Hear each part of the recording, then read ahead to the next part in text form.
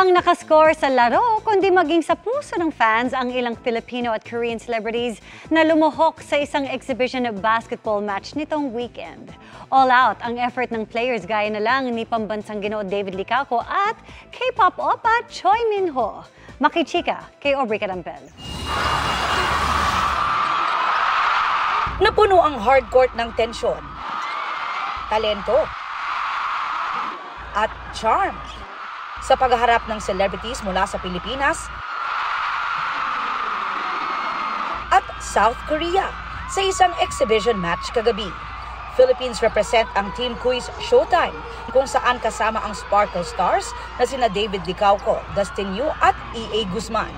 Naglaro rin si The Voice Kids coach Billy Crawford, Never Say Die star Wendell Ramos, at its Showtime hosts Jong Hilario, Ian Perez, Ryan Bang at Bong Navarro na siyang team captain. At ex-PBB Celebrity Collab Edition housemate River Joseph. Representing South Korea naman ang Rising Eagles team. Team captain si Korean pop star and actor Choi Minho. Kasama rin niya sina Johnny ng NCT 127 at John Jin-won of 2AM. Dagdag star power pa sa Team Korea ang kanilang team manager na si Sandara Park. Kahit friendly match, mainit ang laban sa hardcourt. Bawat shoot sa basket, shoot din sa puso ng audience. Si pambansang ginoo, isa sa mga itinanghal na mythical five ng laro. First of all, it was a pleasure, syempre, playing with that level, yung mga Koreano. To my surprise, it was a very, very physical game. Akala ko medyo pakit-pakit lang kami. They were super serious, kaya kami naman parang okay.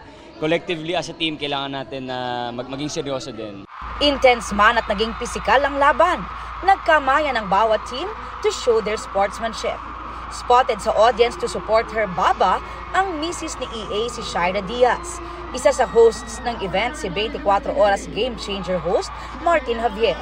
Very memorable daw para sa Pinoy celebrities ang experience.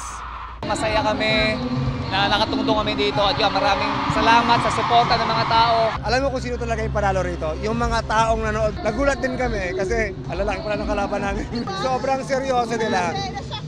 But of course, dugong Pinoy tayo.